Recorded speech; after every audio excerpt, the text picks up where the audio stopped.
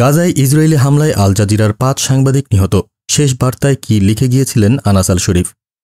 গাজার রক্তাক্ত রাত, আর সেই রাতেই থেমে গেল ৫টি কলম, ৫টি ক্যামেরা আর ৫টি সত্য বলার কণ্ঠস্বর।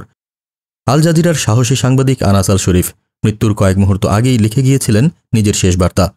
বার্তায় ছিল যুদ্ধের নির্মমতা, হারানোর বেদনা আর সত্য বলার দৃঢ় শপথ। রবিবার রাতে আল শিফা হাসপাতালের গেটে ইসরায়েলি হামলায় তিনি ও তার ৪ সহকর্মী মুহূর্তেই প্রাণ হারান। তাদের অবস্থান ছিল হাসপাতালের পাশে একটি তাঁবুতে। হঠাৎ আকাশ থেকে নেমে আসে আগুনের গোলা। বিস্ফোরণে কেঁপে ওঠে চারপাশ, থেমে যায় জীবনের স্পন্দন। আনাস লিখেছিলেন, আমি প্রতিটি যন্ত্রণা দেখেছি, প্রতিটি ক্ষতি অনুভব করেছি, তবুও সত্য বলা থামায়নি। স্ত্রী বায়ান, ছেলে সালাহ, মেয়ে শামের কথা ভেবে বলেছিলেন হয়তো তাদের আর বড় হতে দেখতে পাবেন না। আর কয়েক ঘন্টার মধ্যেই সেই শঙ্কা সত্যি হল। আল জাজিরা বলছে এটি শুধু সাংবাদিকদের হত্যা নয়, সত্য বলার অধিকারকেও হত্যা। প্রশ্ন হল, সত্যের কণ্ঠরোধ করে কি থামানো যাবে ফিলিস্তিনের গল্প?